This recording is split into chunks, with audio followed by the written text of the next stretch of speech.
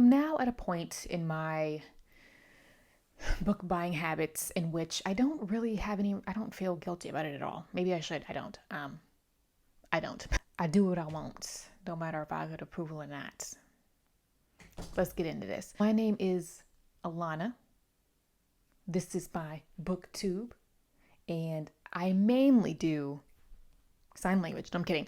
I mainly do book reviews on this channel. You know, good old classic book reviews where you sit down and you talk about one book in depth. There's not a lot of fluff involved. It's not overly edited, which is fine. I really admire the work that people do to make really, really well done YouTube videos. But I just sit down and chat to you guys about books. And this is going to be my third haul of the year. And I already know, you guys, it will not be the last. And after I go through this very colorful stack of books, some of which people may be like, wow, Lana, I'm surprised you picked up some of those titles. There's a reason for everything that I pick up. At the end of this, once I go through all of these books, I will be sharing the next batch of books that will be coming my way. I haven't ordered them yet as of this video, but this has been an interesting year book-wise for me. And there have been some debut novels that I'm just like, yeah, I need to snag that. I want to get a first edition paperback, so I'm going to do the thing. So I do have a blend of genres here. I've got a couple classics because, you know, at the end of the day, classics are my jam. I have one nonfiction.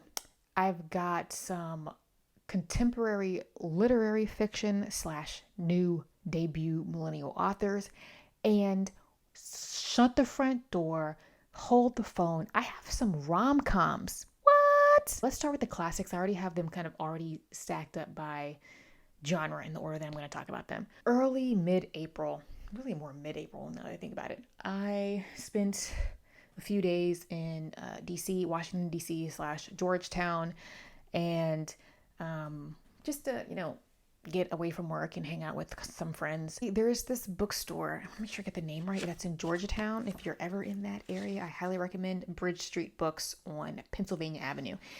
It's an independent bookshop, and the owner is pretty cool and quirky, and his knowledge of books is just so fascinating. He could talk to a brick wall, and I'm here for it. And he has, what I like about his independent bookstore is that he has titles that are not necessarily the easiest to find in other bookstores. Oftentimes I have to get them, certain editions I have to get shipped from the UK, or they're just shipped from other online bookstores here in the US. And he in particular carries Pushkin Press. So these are these really petite books, collections of short stories, often of essential stories from some of your favorite Russian authors. And if you didn't know, if you're new here, Dostoevsky is my homeboy, and my literary crush is Dostoevsky. So I went into his shop this time around. I almost dropped the book. Did you see them? Did you see them skills? I caught it. This is called A Bad Business, Essential Stories, my boy Dostoevsky. And I have a few other of these, and I saw this. I wasn't looking for it. I just went into his shop. I was like, what about Pushkin Press editions he has? And bam, I saw this and I was like, I needed it. I needed it now. And because, you know, anything that Dostoevsky has written and that is published, I will eventually read. And there is a Pushkin Press short story collection from Tolstoy that I really want to get my hands on. That one I may have to order it. He didn't have it, but I had to pick this up because I can't resist. Dostoevsky's one of my favorite authors. So my next and last classic of this particular haul is The Grapes of Wrath by John Steinbeck. I have been wanting to read this book for a very long time. I am so excited to read this book. I will be starting this book between May and June. So in these bicentennial Penguin editions of the John Steinbeck books are just, they've got the deckled edges and they just look antiquated on purpose. They're just really chunky and squishy to hold. So I'm going to be buddy reading this with my friend, one of my very good friends, Rebecca. And we have both been wanting to read this for a very long time. And the only other Steinbeck novel that I've read is Of Mice and Men. And that was when I was maybe 14, 15 years old. in high school, so I don't really remember much of it. I do remember it being bleak. Steinbeck is known for not being the cheeriest of authors, but that doesn't bother me. The tougher the material, the more I'm most likely going to want to read it, and the more likely I'm going to actually like it. This is often considered one of the most American of American novels, and I'm American, so I need to read more American authors. I need to be proud of that. My back hurts. My neck, my back. Don't tell my mom I'm singing that song. Okay, if you saw my review of Elif Batuman's The Idiot, you know that I am an Elif Batuman fangirl. I do like her. This is really actually her first published book. It's a nonfiction. It's a collection of essays, really kind of a memoir in some ways. Is it classified as a memoir? Literature, essays, the introduction is a bit memoir-like. I've already started reading this. I've got some janky looking tabs in here. I need to go back and actually, that's just a mark to remind myself to go back and make annotations. But I just started this, and The Possessed is nonfiction. Again, it's essays. The Possessed, Adventures with Russian Books and the People Who Read Them. And Elif Batuman is she's going over grad school life, exploring Russian literature. How does one approach the narrative? How does one approach drafting, constructing a narrative in a novel? And Elif Batuman really is a gifted writer. And if you're a fan of The Idiot, in the introduction, she goes over some things that happened in her personal life, her graduate years, especially her undergrad years, that are direct plot points in The Idiot. I didn't realize that certain things within The Idiot were that autobiographical. So if you are a fan of Elif Batuman, if you're a fan of Russian literature, this may be one that you want to add to your TBR. I'm using the audiobook for this because she narrates this book, and it's always nice to hear the author read their own words. So I'm enjoying that one. We're going to get into some literary / contemporary fiction. This is a book, Who Have Never Known Men by Jacqueline Hartman. It was published in 1995 and translated from the French. This book is not a book I see a lot of people talking about. It's popped up online for me a few times, and I was always intrigued by always intrigued by the cover art.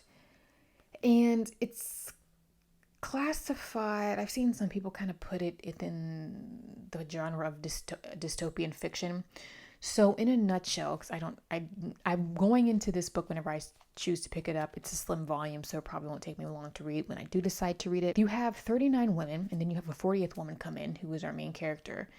They're underground. They don't know how they got there. They don't really have much of a recollection about their lives before this happened.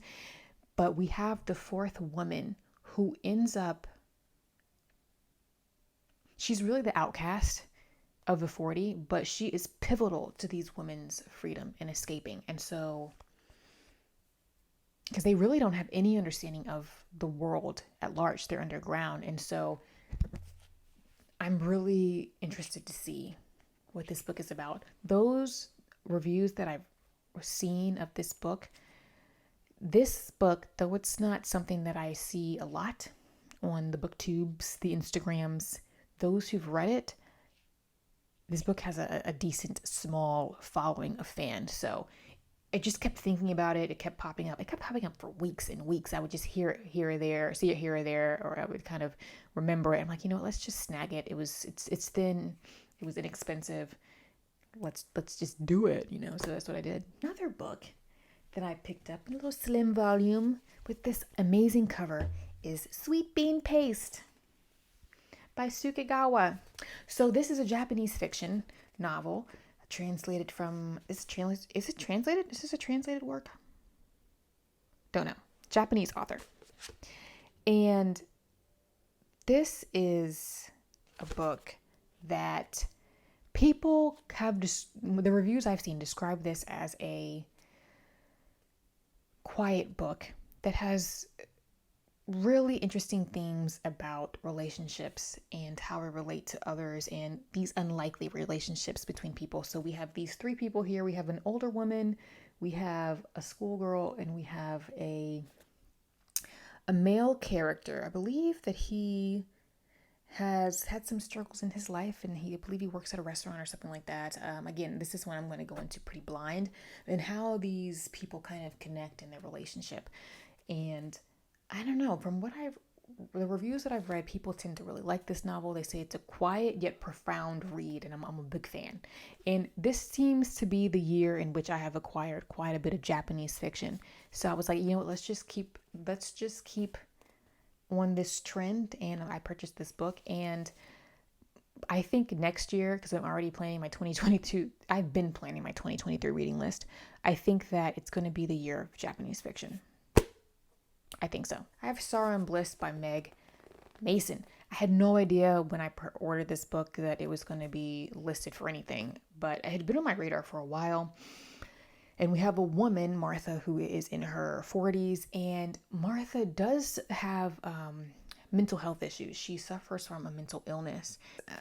From the reviews that I've seen, she has a complicated relationship with her mother.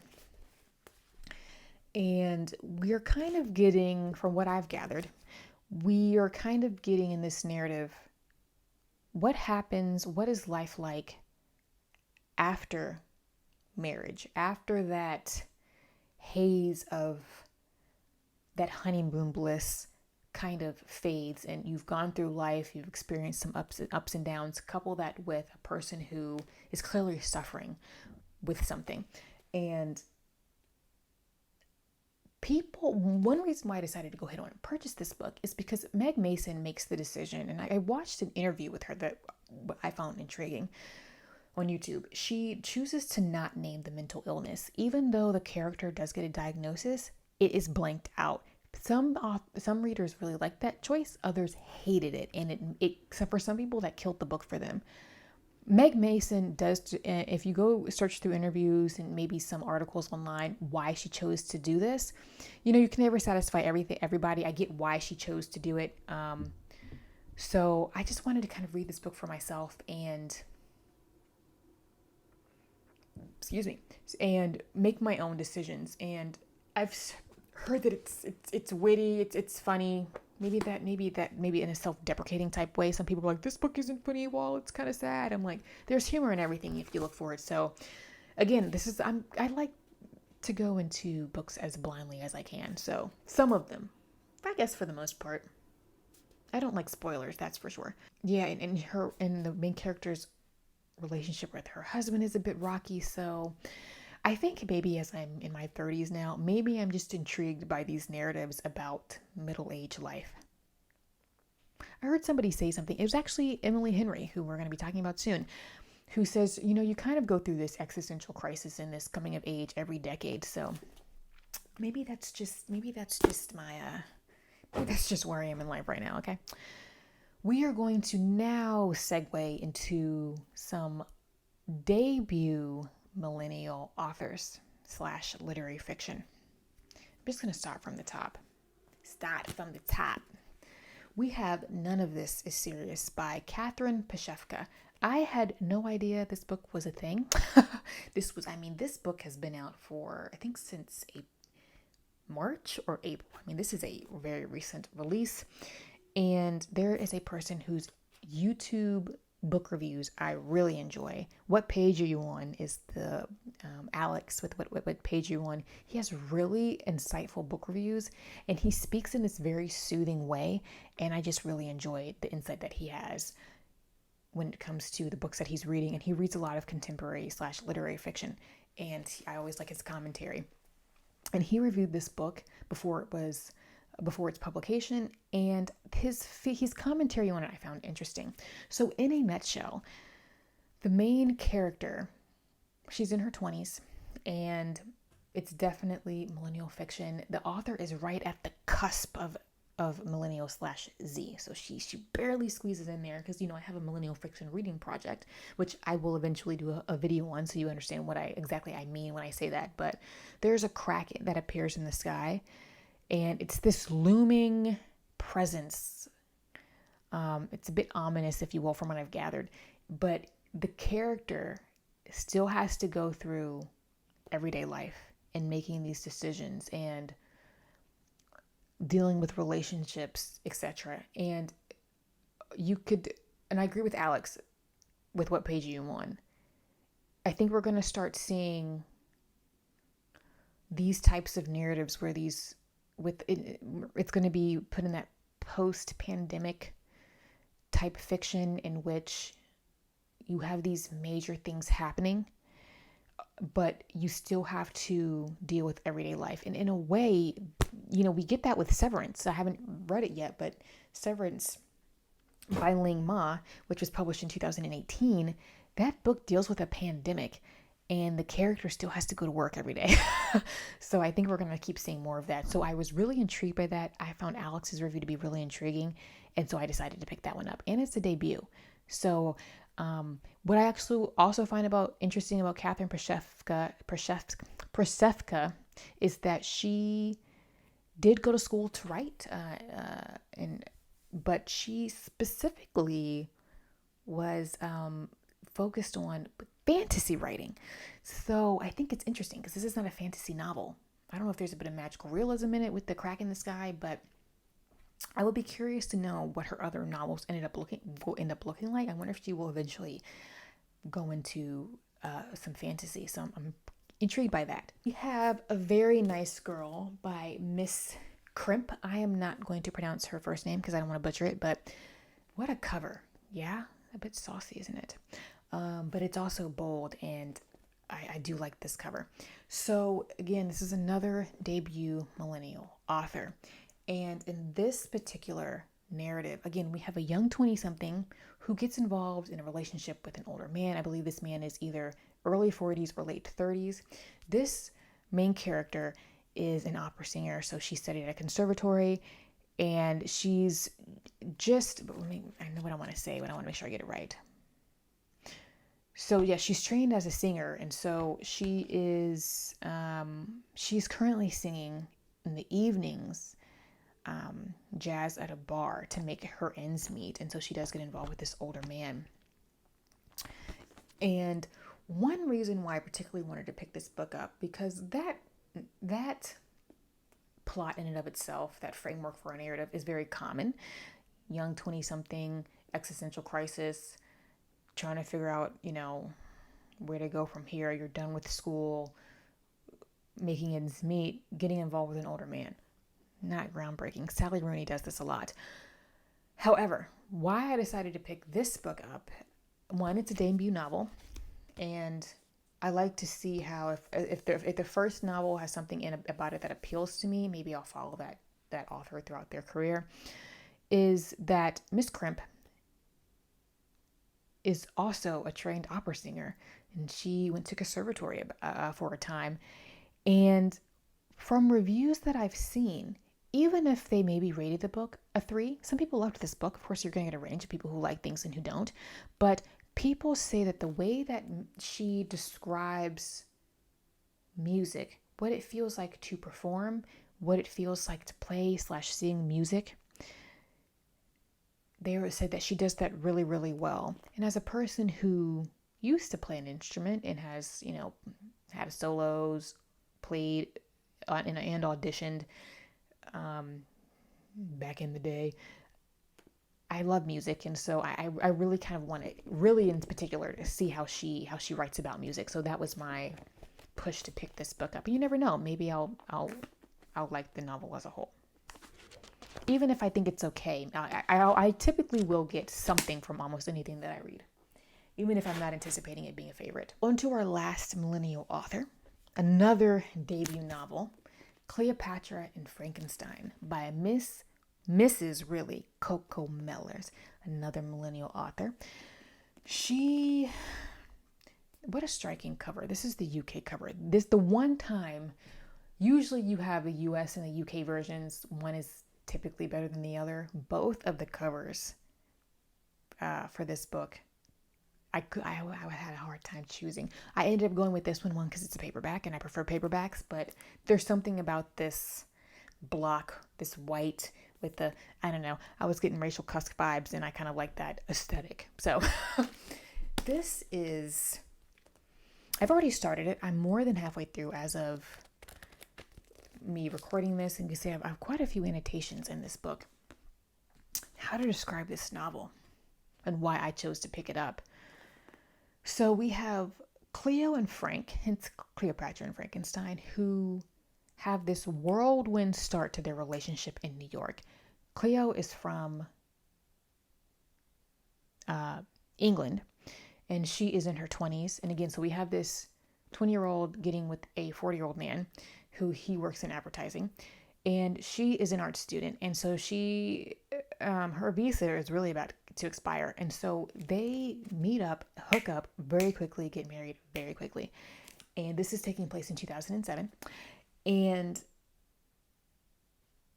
the first couple of chapters, when Cleo and Frank are first getting acquainted and married, it's written in a way that's supposed to feel a bit cheesy.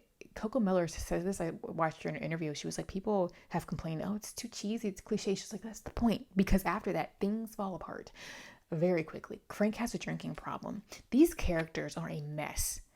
They are deliberately a mess. They're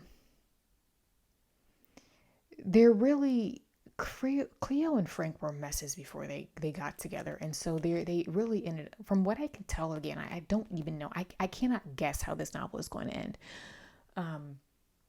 They're just self-destructive, and they're destructive to those around them in some ways.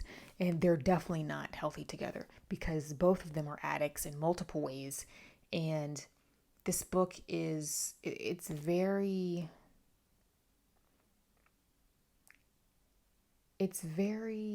what is the word? I don't want to use the word raw. That is so overdone. It's very bare in a lot of ways. And by bare, I mean like it's just laid, everything is laid out. The decisions that these characters make, it's also, these are, Cleo's friends, Frank's lifestyle. There's a lot of hookup culture going on, which you see a lot in millennial fiction. You have these characters who are just, they're addicts. They're a mess. And there is an interview by Coco Mellors that I found really interesting, which is what convinced me to pick up this book. It took her 5 years to write this book. And so while she was writing it, she's now sober. She was like, oh, I think I have a problem with the drinking.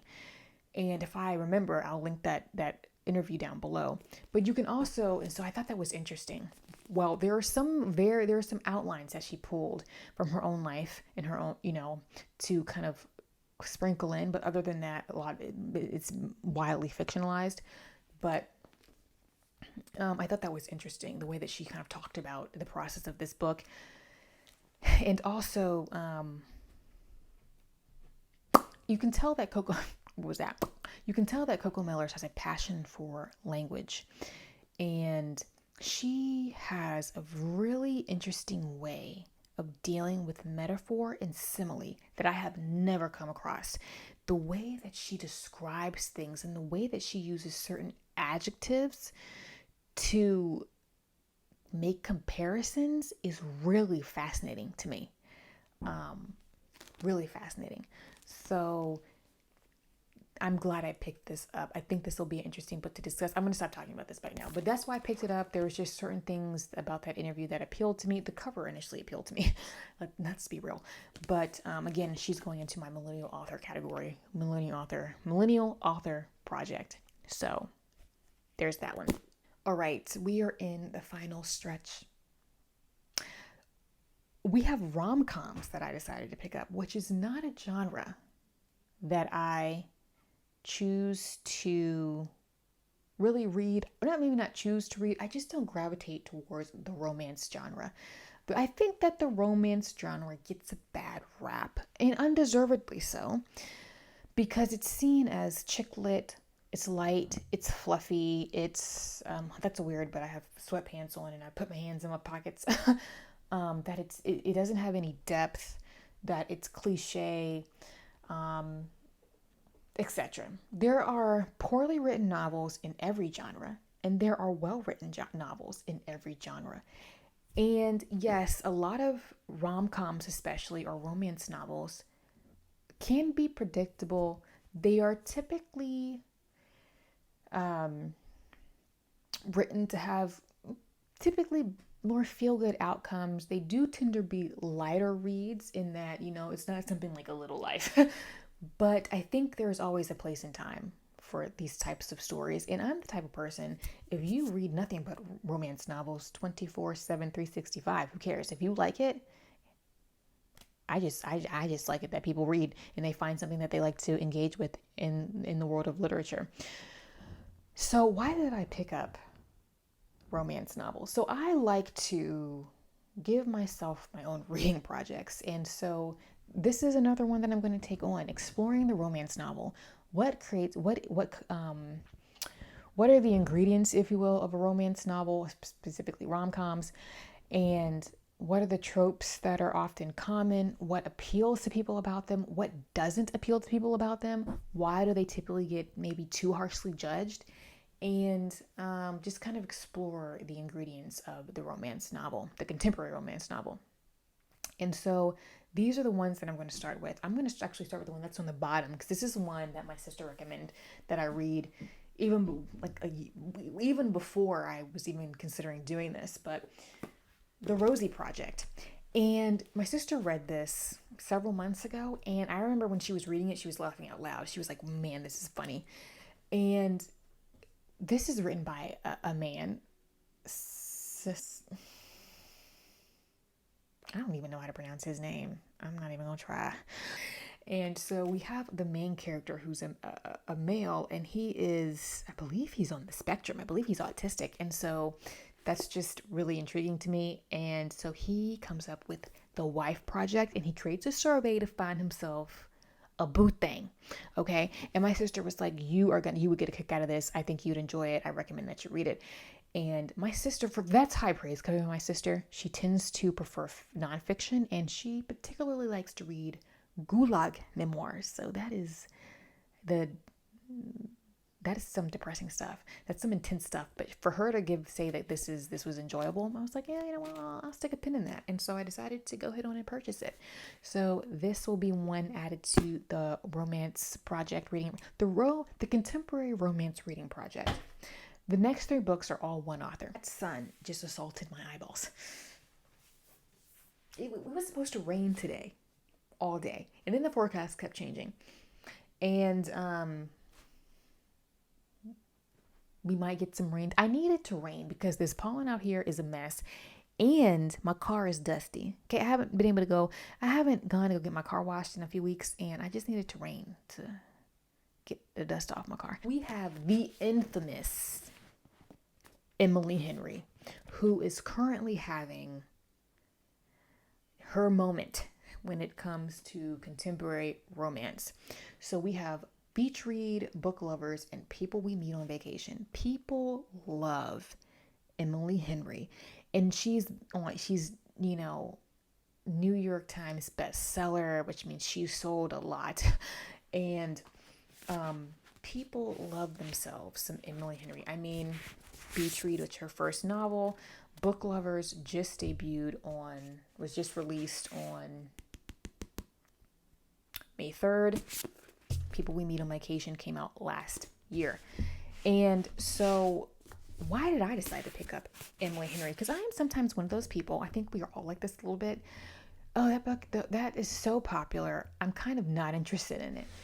But for some reason, also recently, why I kind of geared toward this rom-com contemporary romance reading project is because I have been craving lighter fiction, accompanied with the darker stuff that I tend to read and tend to prefer.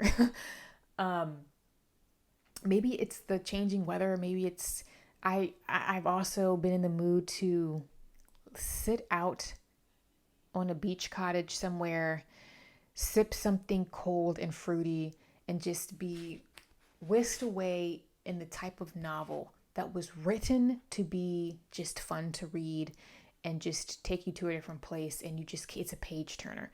That is what I've been craving. oddly enough, I don't live far from the beach at all, and I forget that the beach is a thing.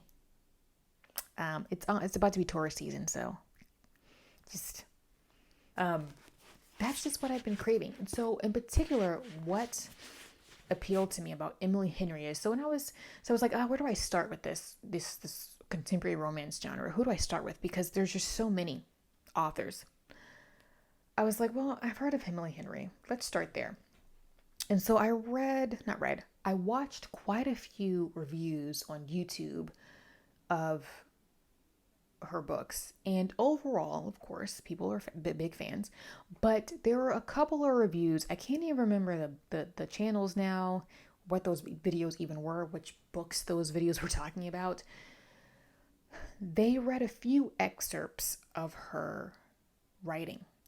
And they were narrative descriptions, not really any dialogue in those particular examples that they pulled. And from what I could tell from those excerpts alone, Emily Henry has she has a gift for describing the settings in what's happening around a particular character in a particular space and time. In one passage in particular, it's like, wow, that was actually really, really well written. I could hear it, I could see it, I could smell the setting that was happening on that page. And so that is what appealed to me. And I was like, you know what? I think I could get on with this writer. I think I could get on with her. So here we are. And so I've added these very not typical Alana book purchases. I've added these. But I am also the type of reader, I think I might have mentioned this at the beginning of my very long video. I am the type of reader where if it appeals to me, I will pick it up. I will take the risk.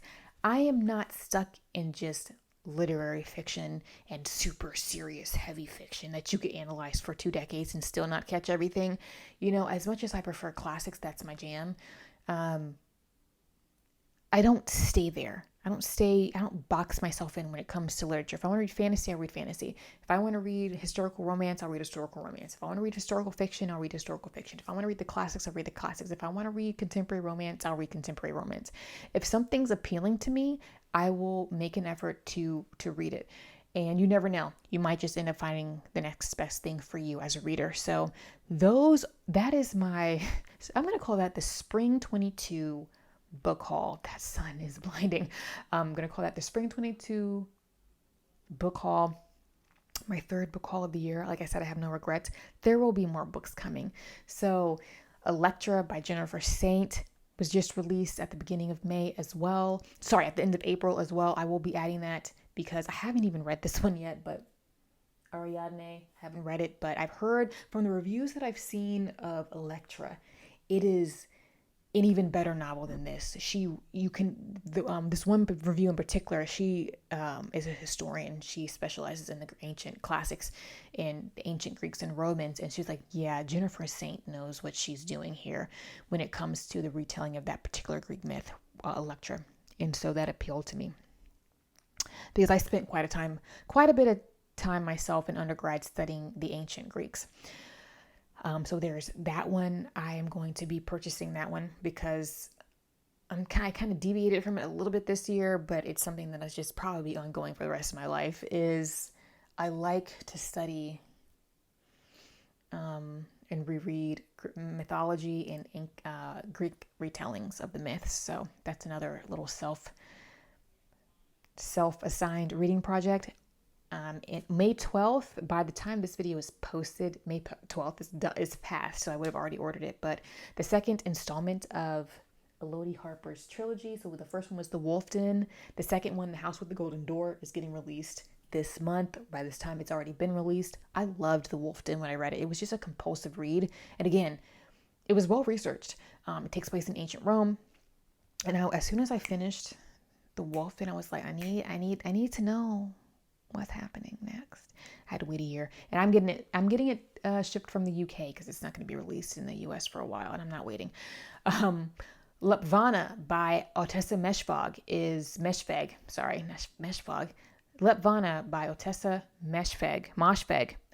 Lepvana by Ottessa Moshfegh is getting released at the end of June. I am hopping on that. I'm going to be venturing down the Otessa. I'm going to hop on the Otessa train this year. I'm going to be reading My Year of Relaxation quite soon, within the next couple of months. And from the reviews I've seen of that particular book, yeah, I think I'm going to get on with that. So those are the three that I'm interested in. So other than that, I probably won't be, I said this last time, I can see myself kind of taking a break with the book purchases and not purchasing anything until maybe the fall, and as the year starts to wind down, because I'm going to start, once I really start to finalize my 2023 reading list, I'm going to start to purchasing books to fill in some gaps of what I don't own, because Farseer trilogy and Game of Thrones 2023 coming at you. My throat is dry to the point where my throat is sore, so I'm going to wrap this up. Thank you for sitting here and listening to me show books that I didn't need to buy, but I have no regrets. But I did need to buy them because these are on reading lists. I have work to do. Listening to me chat about my new acquisitions, and I'm going to wrap this up. My links are down below if you're interested in following me on Instagram. You want to read my blog, where like I said before, my blog is delayed when it comes to what I post on YouTube and when I post on Instagram, but it is another way for me to share my book content. And so feel free to check me out on those platforms. If you like this video and you want to come back for more, please subscribe, and give this video a thumbs up. Leave me a comment down below, and I will see you guys in the next video, which will be a return to the book reviews.